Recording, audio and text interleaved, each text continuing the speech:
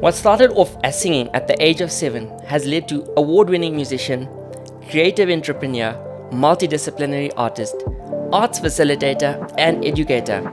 I am so thrilled to have with me in the studio today, like the most beautiful and incredibly talented Kamakelo Matoto.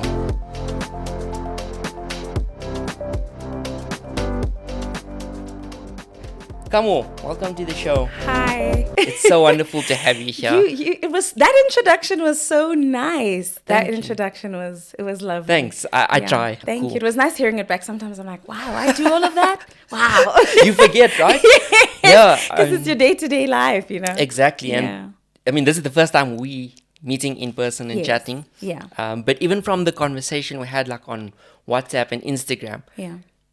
you know, just the energy I felt from that, Mm-hmm. I could tell like, okay, wow, this is going to be amazing. I hope I can match her energy level. And then, you know, you arrived here today and you had that same energy because, Yeah. you know, you don't always find that people Yeah. are the same online versus in person. Absolutely. Absolutely. People have like digital personas, Yes. and then in person, it's like a completely different Exactly, person. it's totally different. No, so thank you so much. I'm actually really excited. I hope I can bring the same energy level that you kind of, you know, walk with. It's amazing. Thank you, and thank you for inviting me, number one, Mm-hmm. for recognizing me and for having me in your space. I'm always so honored when people do that. I don't take these moments for granted. Thank you. No, you are like so welcome, and I love finding people that are, you know, doing amazing things like you are. Thank you. So I want to ask, and I want to start off this, you know, this podcast with, Yeah. you're obviously a singer, and you know, when we're young, we all want to, you know, be doctors or,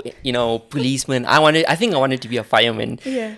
You wanted to be a singer. I'm guessing you wanted to be a singer. Yeah. Can you maybe tell us a bit about that journey and, you know, what or who was behind the influence, you know, of that decision, basically? Yeah. And how you actually came to singing jazz? I think that's Yeah. the genre. Yeah, that's the It's genre. very unique, right? You Yeah. don't just hear Yeah. young people. And again, Yeah. I'm assuming I could be very wrong. Yeah. But yeah, could you maybe Especially in this era. especially in this era, right? Well, it's a very long story, so I'm I'm not good at summarizing. I talk a lot, so I'm gonna try like say Okay. as much as I can as quickly.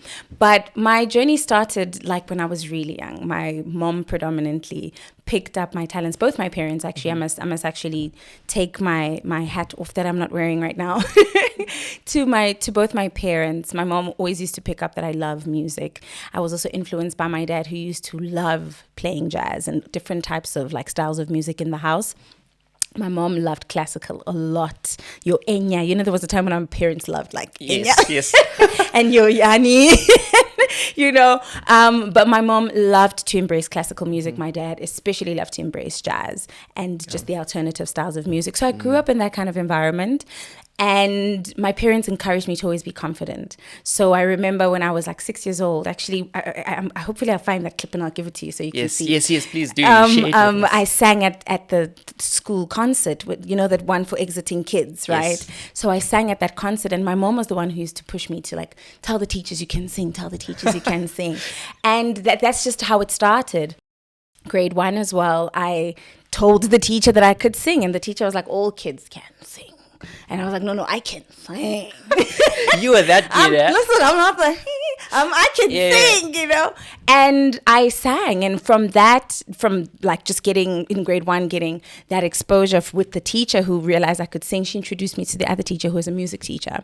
And from that time on, I learned music theory. I learned how to play keyboard, and then that teacher introduced me to a conservatoire. So I'm originally from the Valvereniging, and there's a conservatoire at home in a high school called Hoërskool Rierevere, and the conservatoire is called, yeah, it's a conservatoire, but I was introduced to that conservatoire, and from that conservatoire I learned theory, and then I was introduced to playing flute. Wow. That can you see how things just connected? Yes, it just connects. And then the teacher who encouraged me to play flute then said, we have an orchestra called Konamore, and you should be in it. You play really well, I hear from your flute teacher. Come through. I auditioned, I got in, and I was the first black child to be in that orchestra. And my flute teacher then introduced me to the high school that I went to, because her teacher in Pretoria was like, her teacher was a teacher in Pretoria, and she'd go there once a week. So then she said, you should go, because I was like, I want to go to NSA, you know. That was the dream, but my dad was like, no, you're not going anyway, you know. But I was like, no, I want to do music, and I can feel it in my heart that this is real, like this is seriously real. And from there, I auditioned at Per Arte Elfin Park, which is an art and business school in Pretoria. And I got in, and at Per Arte, I didn't just play flute, but then they were like, we do other instruments, and you have to take 2 instruments if you're going to major in music. So I then took flute, alto saxophone, and then there was concession for me, because I'm a singer, to take flute, alto saxophone, and voice. And I propelled. I did my thing, did very well in high school. And then I got into Wits. And at Wits, I was like, I've been doing classical music basically all my life. I played in orchestras where I was playing concertos, you know, arias and singing as well. And luckily, when I was doing voice in high school, I was doing both classical and jazz. And my voice teacher, bless her soul, Mrs. Pretorius, she said, you must sing jazz. That's where you are, and you must try incorporate the saxophone in it. So she'd encourage me to like play all of that and sing and play. And she was like, you're so young, but if you harness this and hone this, you're gonna kill it. Got to Wits. I did jazz, and I loved it. The most challenging experience of my life, the most heartbreaking as well, because your talent is personal, right? But it molded me so much, and I realized that that's where I belong. Jazz is where I belong. I didn't fit into the jazz industry as well. I know I'm going on for so long. No, that's fine. Like, I mean, yeah, it's incredible. Like, no, go on. I didn't fit into the jazz industry, into the jazz space, the same way I felt like I didn't fit into the classical space. But I remember, because my voice teacher had encouraged me, she's like, you might not fit in anyway, but you must find your own feet. You know, you've had this journey for so many years. There's no way that you don't belong in the music industry. So I then found my own sound in jazz, and I was like, okay, I might not make your typical jazz, but I will make jazz inspired music that can fall in a jazz category. And I'm so grateful that my parents have been the core of my influence. I mean, my mom bought me my first keyboard, secondhand Casio. Yes. I don't remember. I think she got it at like, there was a secondhand store. I forgot what it was called back then. And she bought it there. And then when I went for keyboard lessons, my keyboard teacher was like, this is cute, but we're going to need something better, you know. And then my mom got me a better Yamaha. And then, you know, my dad bought me my flute and saxophone. And I think it's also a privilege. I don't want to take that for granted. It's been a privilege to have my parents influence that and not be afraid to, you know, help me hone that, especially as a child of color, you know, in these spaces. But yeah, that is the long-winded way of answering your question. No, I mean, that's like incredible. We could probably just wrap it up right here, I think. No, please, let's continue. Yeah, like, I think you mentioned like a few things. And the one I want to mention, just because you mentioned like a few teachers, right, that have played a role in your life. Yes. I feel like teachers don't always get the recognition and respect that they deserve. Yeah. But it sounds like they also played quite a big role in helping you get to where you are, right? Absolutely. The second thing is, when I meet people, and I mean, not just on this podcast, when I meet people and we start chatting about, you know, what are you doing? And they start speaking about what they're currently doing or striving to be or become. And you can see this like spark light up. I can see that with you. And that's why, though, I feel like you could probably go on forever chatting about it, right? Because you're so passionate about it. And then you said something that's quite profound. You said like talent is personal. Yes. I don't think I've ever heard anyone say that. And you also mentioned that you didn't fit into like, you know, the typical classical or jazz sort of musician. And you had to find your own way. I think that's incredible, right? And I think it's something for people to take away as well. And you can probably speak to it a lot more. We have these examples of what let's say musician in jazz looks like, and you know what they do and how they act and so on. but it's also about finding your own way, and it's okay to do that. Absolutely. You don't have to fit a mold. You can be someone that creates it. Absolutely. I think it's really important because at the end of the day, you're not going to sound like everyone who's done it before. They also didn't sound like anyone else before them, you know. And I think especially in an industry that is so saturated, everyone is trying to sound like something that already exists. And I'm so grateful that I never fit in. I'm so grateful. I think also what helped me was like, as a child, I was teased a lot. You know, I was teased a lot about being the big four-headed girl. But listen, let me tell you something about the big four-headed girls, okay? Tell us and tell all of those. We're beautiful. We thrive. I guess those were my affirmations growing up. But I was teased a lot growing up. I was teased a lot growing up about different things, you know. In primary, it was my head, and then in high school, it was the shape of my body because I was developing a little quicker than the other girls. So the fitting in thing was just a thing that I was never familiar with. So even when this gift that I'm given, I'm not fitting into these particular molds, I quickly understood that, okay, this is either going to hurt or I'm going to make this work, you know, and I decided to make it work. And once again, I'm so grateful for the people who guided me and taught me and constantly reaffirmed me to say, it's okay. You know, you don't have to sound like a Nina Simone. It is okay, you know, but you can be influenced by Nina Simone, of which I really am, you know. You don't have to sound like a Layla Hathaway. I am inspired. You don't have to sound like Ella Fitzgerald, you know. And I used to be so frustrated, like, because in jazz school, I felt like I'm just not getting it right. And one of my vocal teachers in at Wits, Edith Kluk, God bless her soul, she eventually was like, okay, let's take a few steps back. How do you, when you listen to this music, what do you feel? What do you see? How does it sound like? And then I started approaching jazz like that, you know.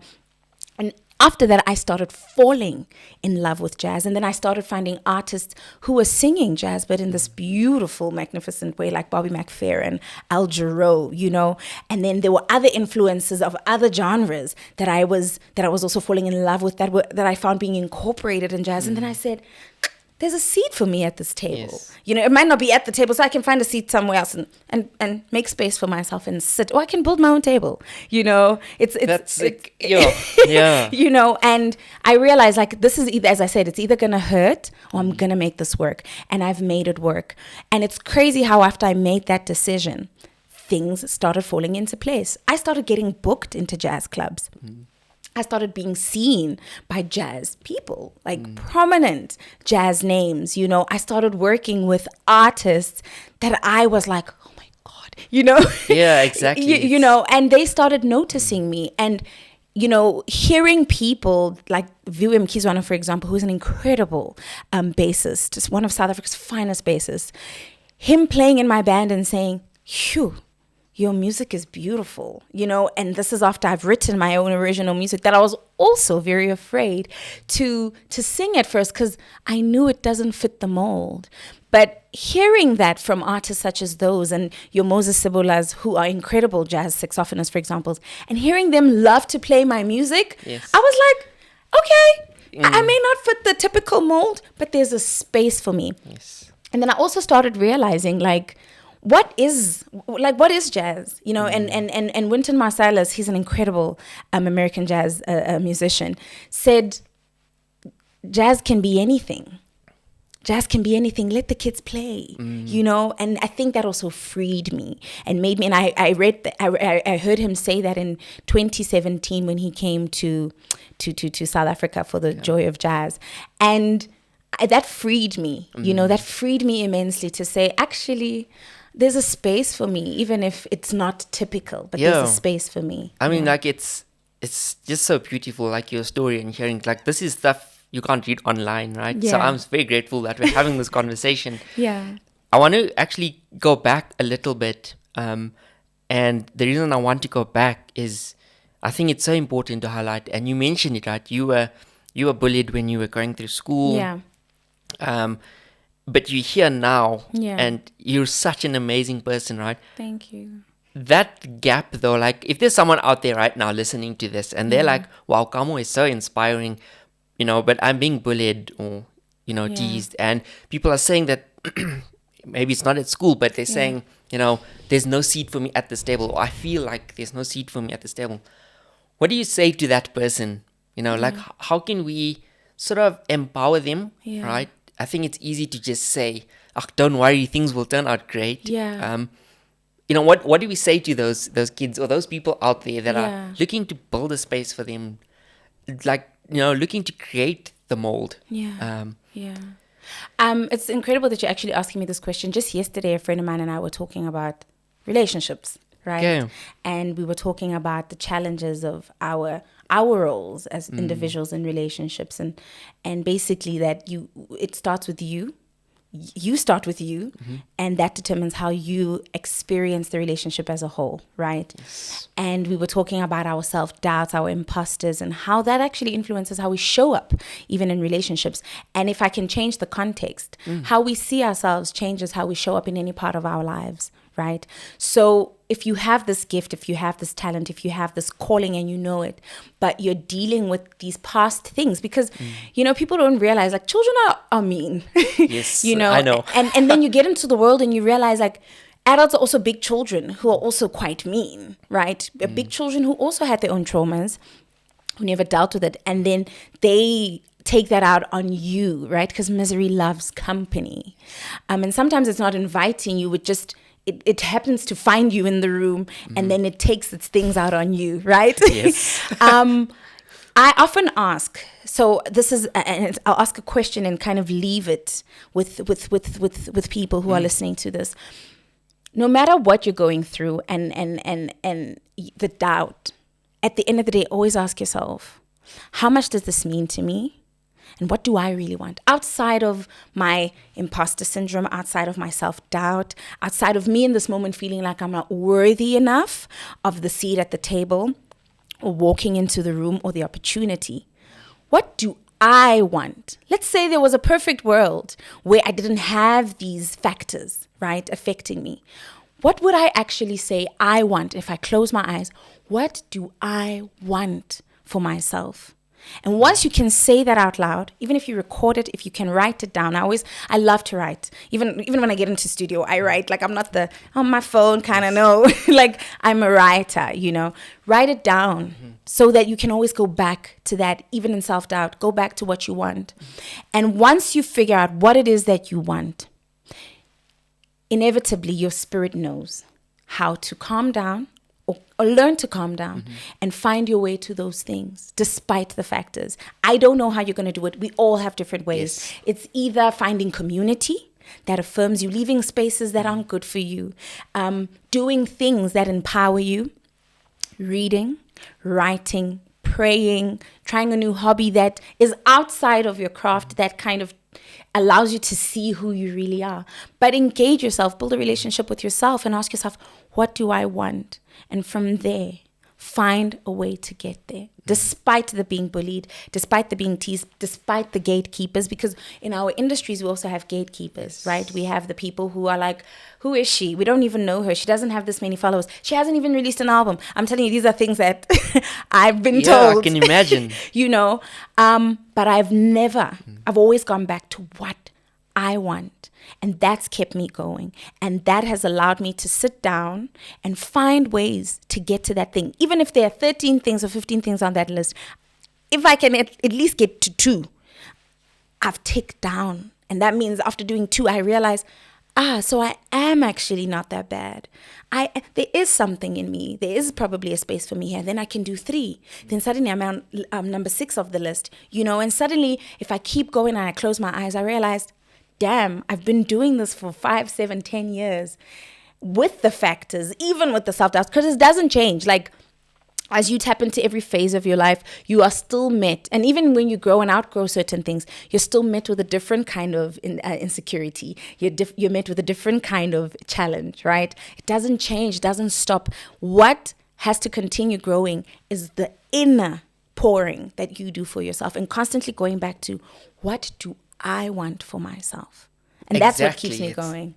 I mean, thank you so much for sharing that. I feel like Yeah. I've been wanting to preach exactly that Yeah. message, right? Yeah. But you've said it so well, and it's so important. And maybe it's just the day and age we live in, but Yeah. it's so important for us to spend time with ourselves, Yeah. right? Yeah. And there's different ways of doing that, and it Yeah. looks different for everyone. Yeah. So thank you for sharing that. I Yeah. hope, I mean, I was like taking notes for myself, and Yeah. it's important. So thank you. Thank you. There was something I want to quote. It was in an interview you did, I think it was last year. Yes. I'm going to try my best to quote you. Yes. I may paraphrase. It's okay. But it was so profound, actually, and that's why I want to share it here, and we can maybe unpack it a bit. But you said, when we see the people who look like us, Yes.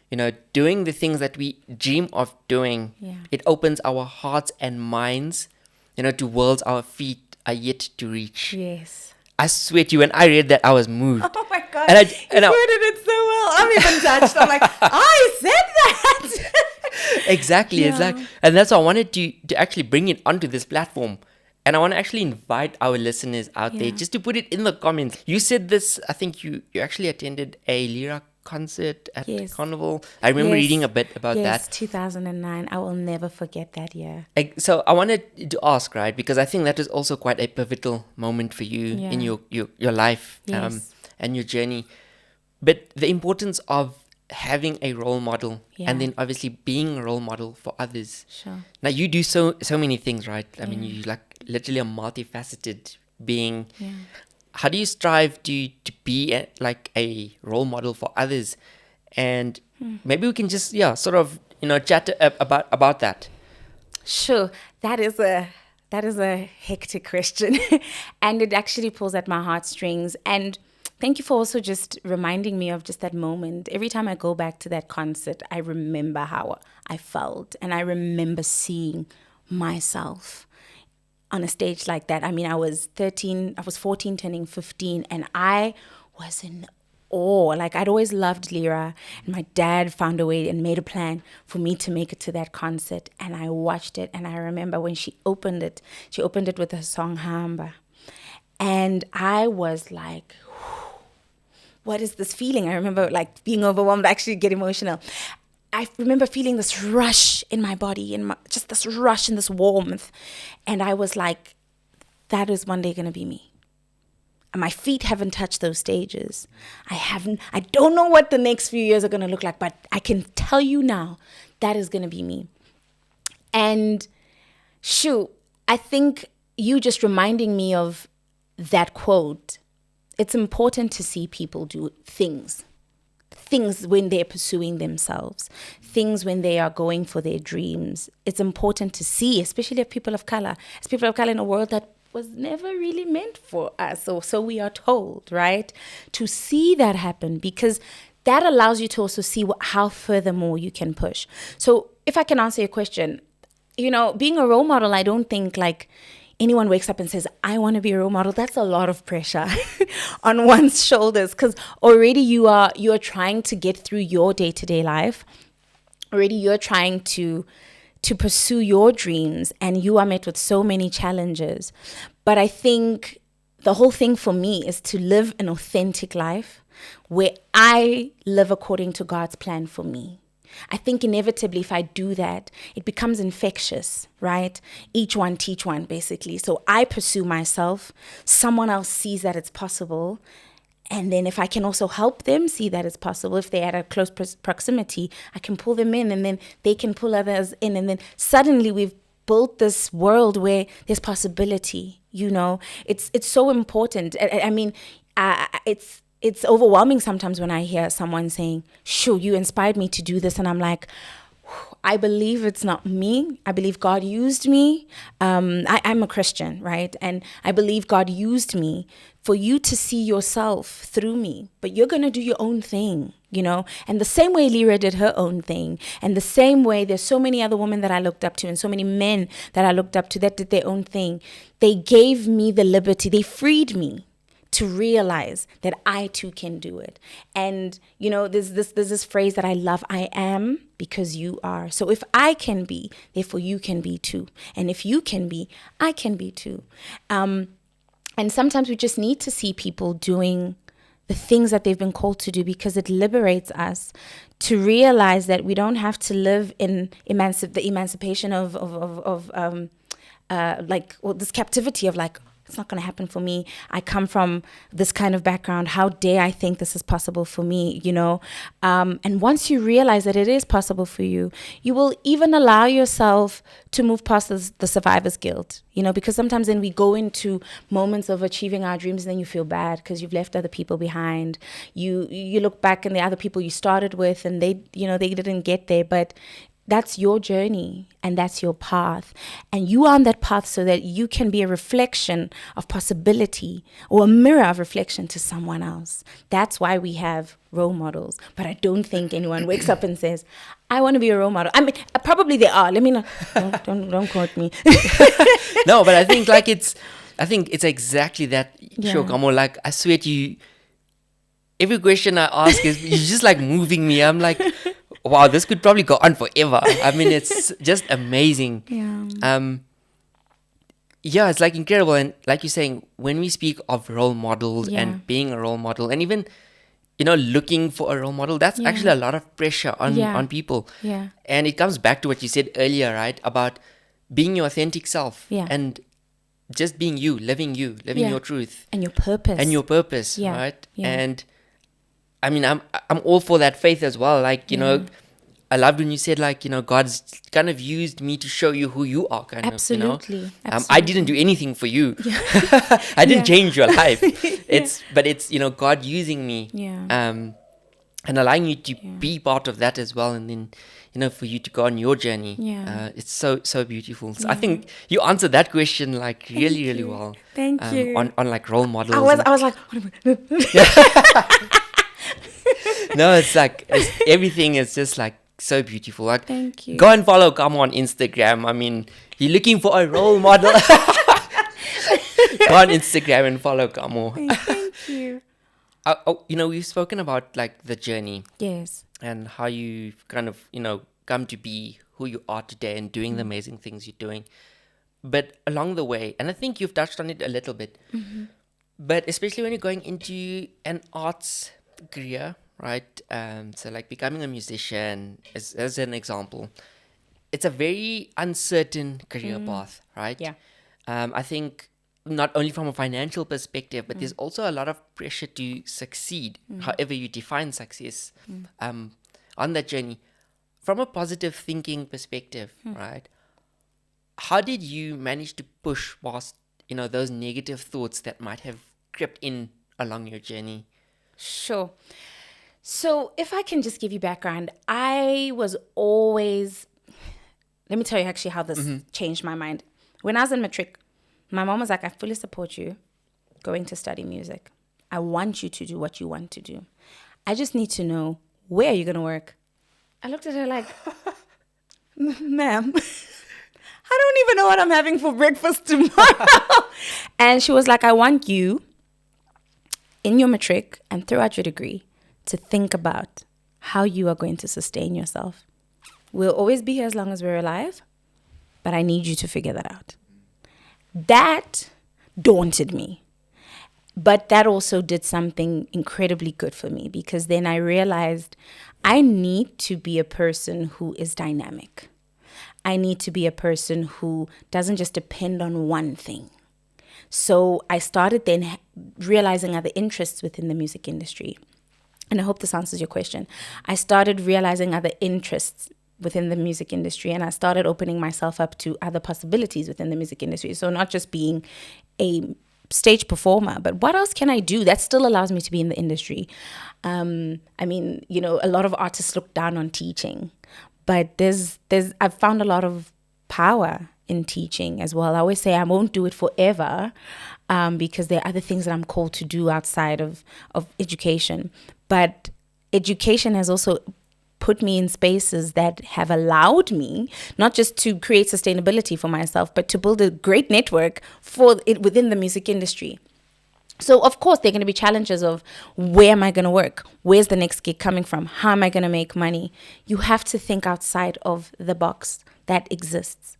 What else can you do? What other skills do you have? In my degree, I studied a course called Performing Arts Management, and I'm currently doing my master's right now in like a degree that performing arts management comes from. It's called cultural policy and management. So it's basically looking at policy and arts management as a whole. And how I intend to use my master's is to basically equip myself and give myself skills in order to open opportunities for myself and therefore hopefully an agency for other artists as well. And so to answer your question furthermore, you have to think outside of the box constantly.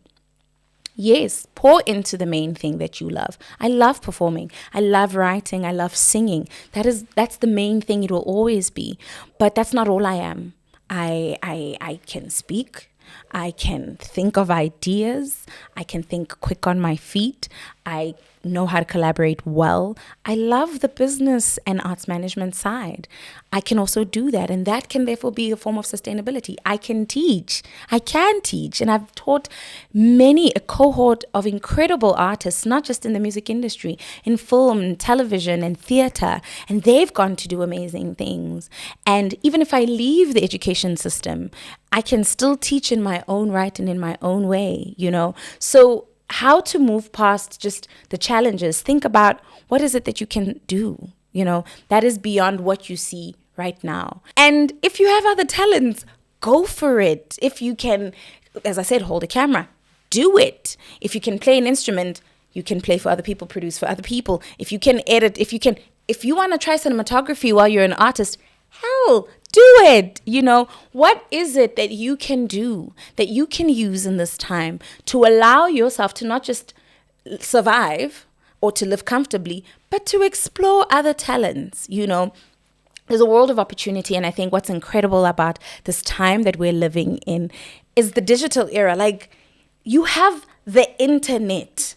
You can discover anything, unravel. This is that people are lazy, right? People are quite lazy, like, Google something. You'll find articles, you'll find ways, or you'll find institutions that give you like a 6-week short course where you can learn something, And if you don't want to go that route, there's so many incredible ways to literally discover your interest or to unravel your interests. Allow yourself to explore what more you can do within your industry, and you can thrive. You won't just survive. You won't just build a sustainable career, but you'll also build a career that you actually enjoy, a career that can allow you to do so much more. And what I love about the arts in particular is sometimes you find one thing and then it leads you to the next.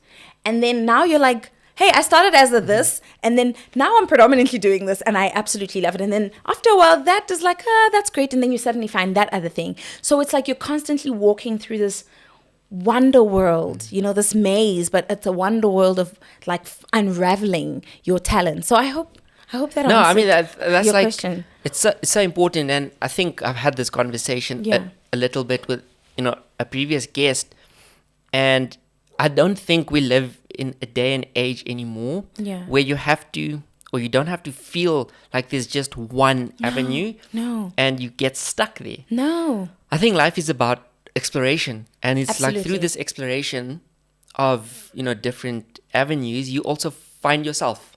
You learn what you like, what you don't like. Absolutely. And like you're saying, and it comes back to, it affects so much, right? If you can understand who you are better, you can, have much more deeper connections with other people, and you can just bring a different flavor to every relationship, to every connection, to everything you do. Absolutely. Because you're so like anchored in who you are. And you're immersed. Exactly. Yeah. And the only way to do that is, like you're saying, is exploration. And Absolutely. also, like you're saying, it's just try something new, get out of your comfort zone. The only way for you to know Is to try. is to try. And again, it's also important to ask yourself the right questions. Yeah. Right? I think your mom asking you that question at the beginning, okay, how are you going to sustain yourself? Yeah. What's your job going to look like? Yeah. I think, it's important. It prompted you to force yourself to think. Okay, what can I do?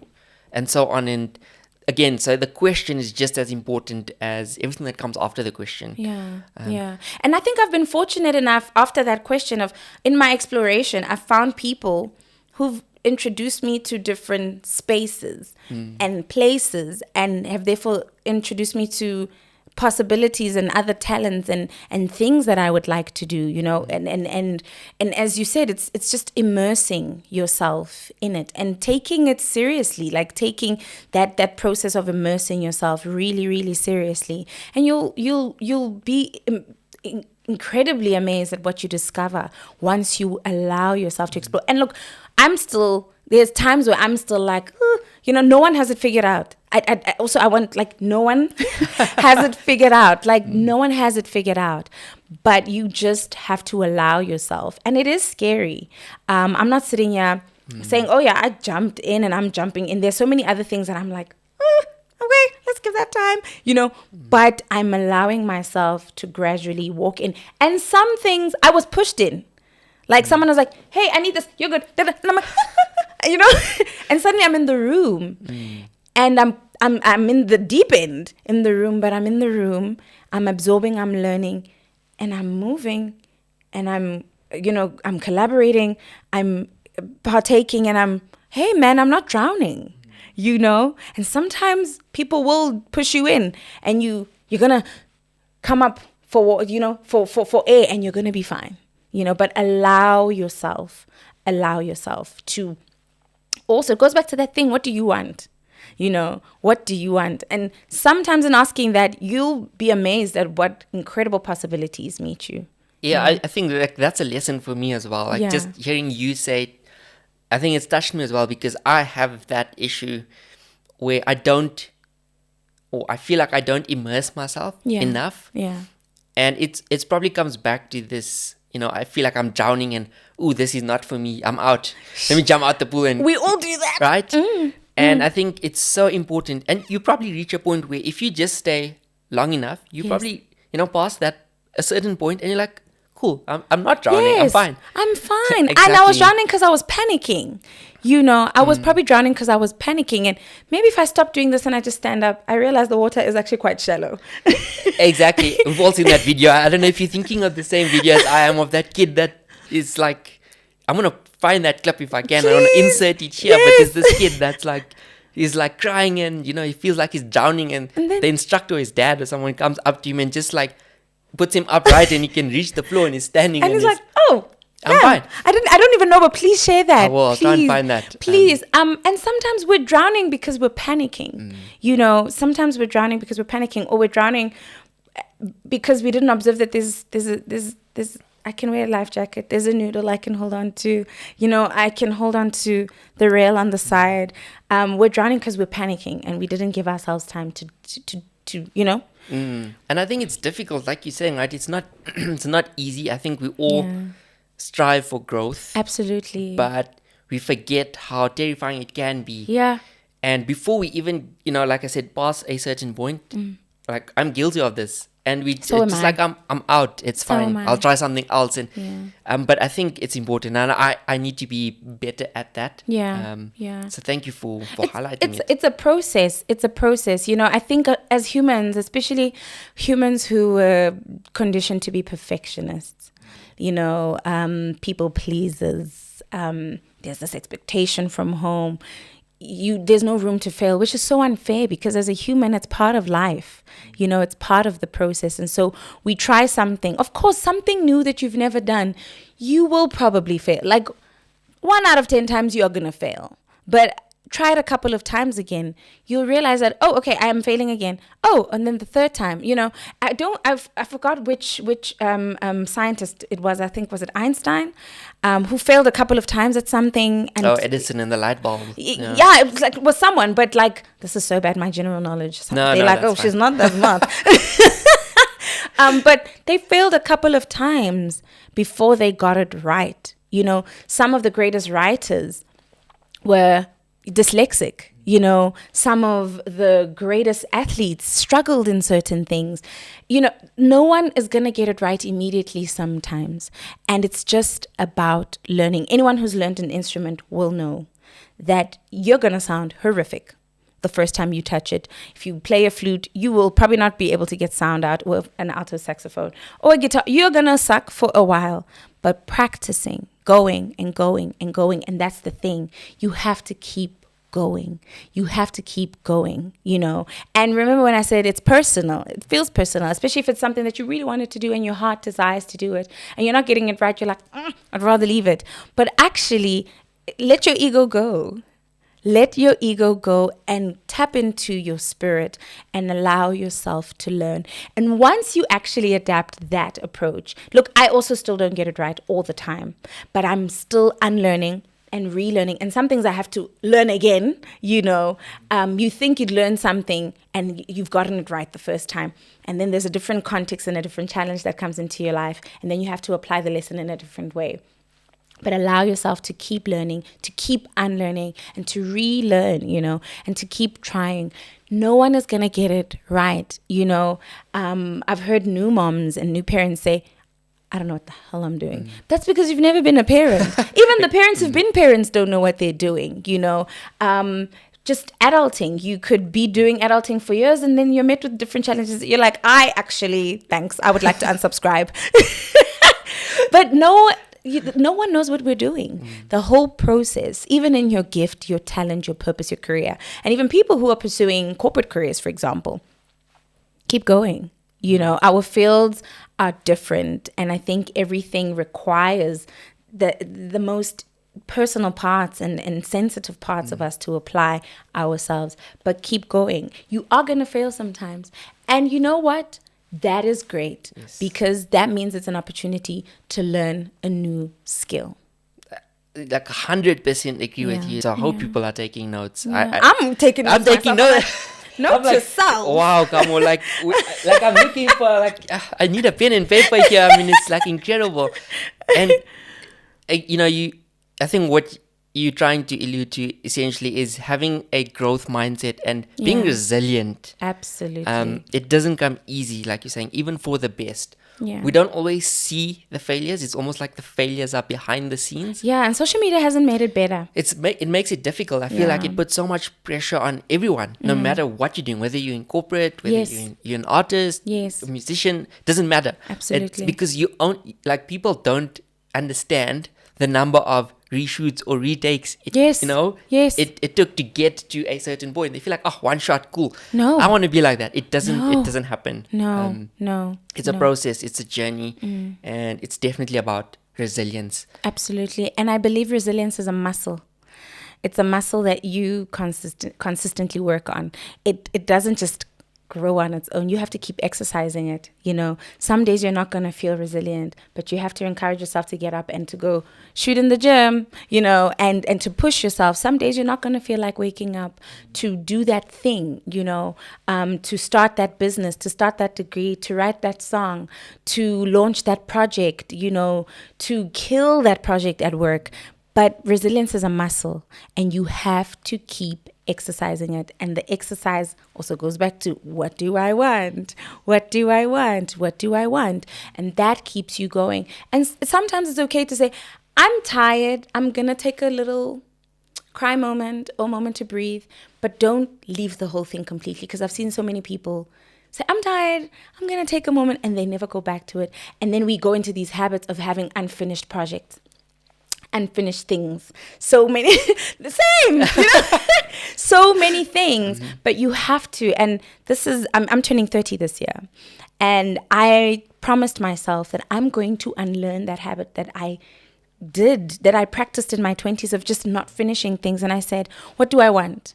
I need to keep the promises I kept to myself. I made to myself. I need to keep the promises I made to myself. So okay, that thing I didn't do, let's go back to it.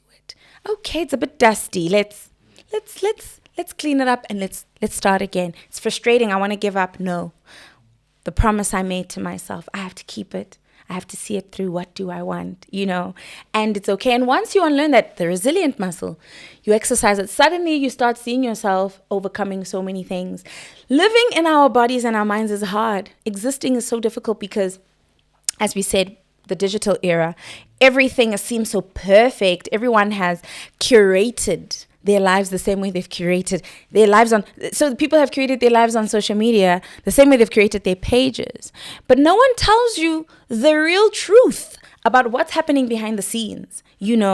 we're all trying to show the picture perfect image. We're all trying to have the official Instagram post, but no one is posting the process, and it's so disheartening. But what I love is I'm starting to see people post real things. I'm starting to see people say, I also exist in this world, and I'm going to post my world exactly how it is and my process. I may not be here in 2 years' time, but this is where I am right now. I know where I want to be, but I want to show you where I am right now. So when I get there, you're not confused and you don't think I just got there, So exercise the resilient muscle. Be authentic, be yourself. Ask yourself, what do you want? And keep going. But go back to the promises you made. And I swear, it's so fulfilling. It's so fulfilling to say, yeah, that's the promise. And you will sometimes sit with I should have done this years ago. I didn't. And that's going to creep up, right? That's the negative voice. It's going to creep up, and sit with it. Communicate with it and said, I didn't do it then because I didn't know better then, but I know better now, and therefore I'm going to finish what I started, so that we have these pots that we eventually close and then we clean and we store the food in the fridge. I'm just giving that analogy, instead of having all these open pots and, the food is uncooked and then it goes off. No, you don't want that. Finish what you start. Exercise the resilient muscle. Keep the promises you made to yourself. It's personal. This thing is personal, and there's nothing as fulfilling as living a life, as hard as it can be, as challenging as it can be. Nothing is perfect, but a life that you can look at and say, I did that. I did that. And by God's grace, I did that, So powerful. Yeah. It's incredible. Kamo, thank you so much for your presence, and Thank you I for appreciate having you me. as well. I mean, it's amazing. I just want Thank you for having me. to, if anyone listening to this right now, hope you've taken notes, because there's definitely pages of notes you can take for this one.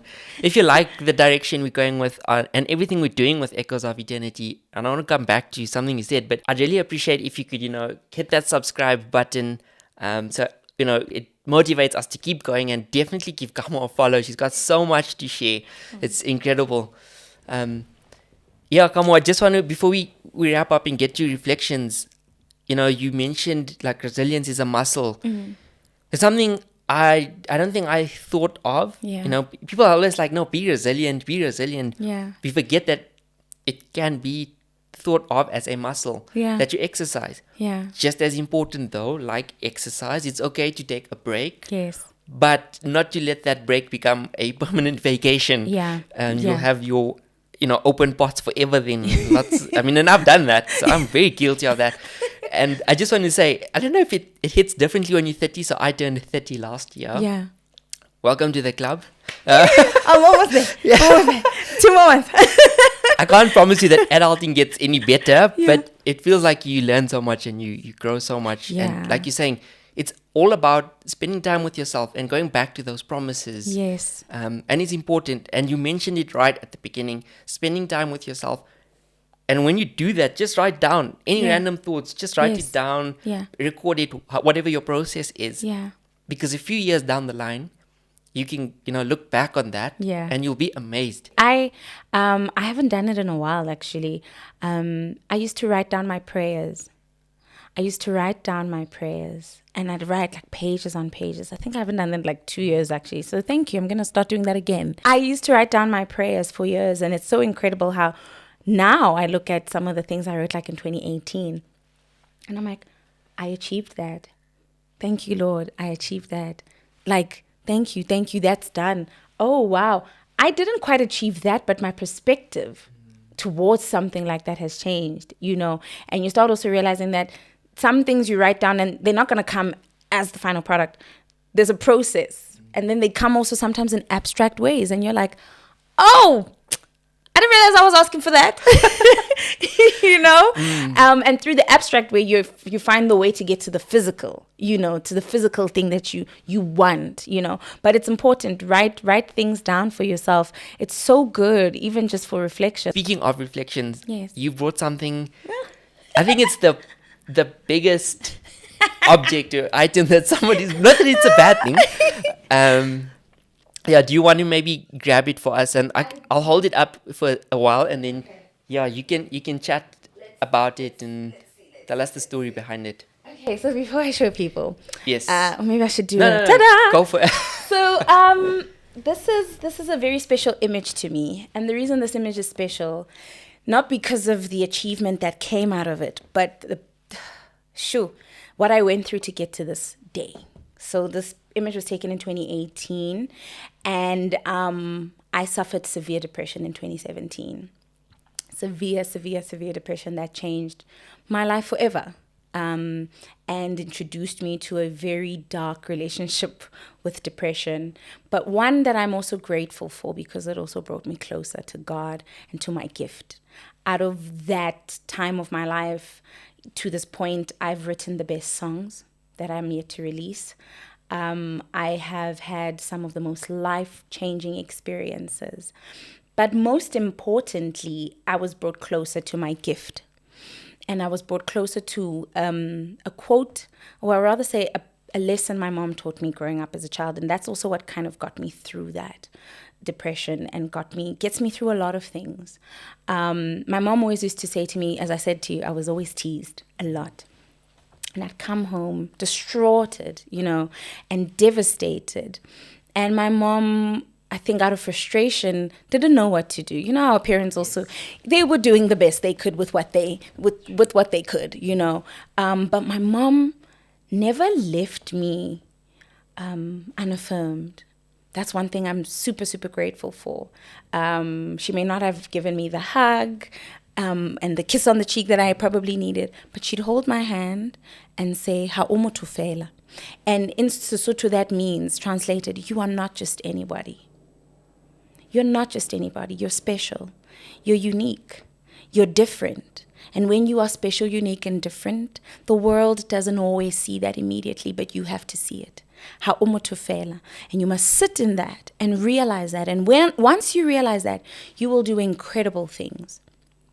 And I lived with that quote. It allowed me to be an incredible young little girl who did incredible things and achieved really well, academically. But also, it built me up in a world that didn't always see me as beautiful. It built me up in a world that didn't always make room for me. So even when I didn't fit in the jazz and classical spaces, I always remembered ha umotufela. And I said this. There was a SAMRO symposium that I spoke at. I was a panelist on last year, and it was such an honor. And I said this quote. And there's even one song of mine that's yet to come out. It's called Glory. And I say, I'm not just anybody. I am glory. And it's a direct translation of ha umotufela. And this is a picture of my graduation day. I'm sorry. That almost didn't happen because I was so hurt and broken. And I struggled to finish my studies. I was barely eating, barely sleeping, crying day in and day out. But I had incredible community that built me up. Shout out to my friend Hlumelo Ledwaba. She's an incredible musician as well. And she said, "Ma'am, that thing might have broken you, but it's not going to take away the opportunity for you to get you a Wits degree. Get up, get going. You're going to graduate next year." And I had my mom, I had my sister, God bless my sister's soul, who was there for me. I had incredible friends who were there for me to remind me that I'm not just anybody and that I'm glory and that I'm great. And there's so many other moments that followed after this. But this moment always reminds me, even when I forget, that I'm not just anybody. If I could overcome that, and I constantly keep overcoming that, because mental health is a serious condition and battle that you have to commit to working on daily. Even when you've recovered and you feel stronger. The last few years have been the strongest I've been. I'm thankful to God for that, and to the work I've done, the work I continue to do. But it's a journey that doesn't end. So I'm grateful for moments like these and other moments that have followed after this that have reminded me that I am not just anybody. I am glory. That's so beautiful. I don't want to take away from anything, right? But it's something so simple. It's just a photo of you, but it holds so much value to you. And that's why I like, again, like reflection. We're reflecting on something like a picture, and it holds so much. And I commend you for doing the work, to be this strong, powerful, independent, ambitious woman. It's so inspiring. I mean, yeah. I'm hoping to do so many more collabs with you. Thank you. I would love them. You fantastic. are incredible. The space is beautiful. This podcast that you're doing is incredible. Often I feel quite nervous in interviews, and then I won't always feel like myself. Yes. But I felt so comfortable and I felt very welcome. And yeah, thank you for building a space and having a platform such as this that is so incredible. And I hope and I pray that it grows, and it will, because this is beautiful and you're incredible. Thank you so You're much. an incredible It means interviewer. a lot. It means a lot. Thank you. Thank you so much.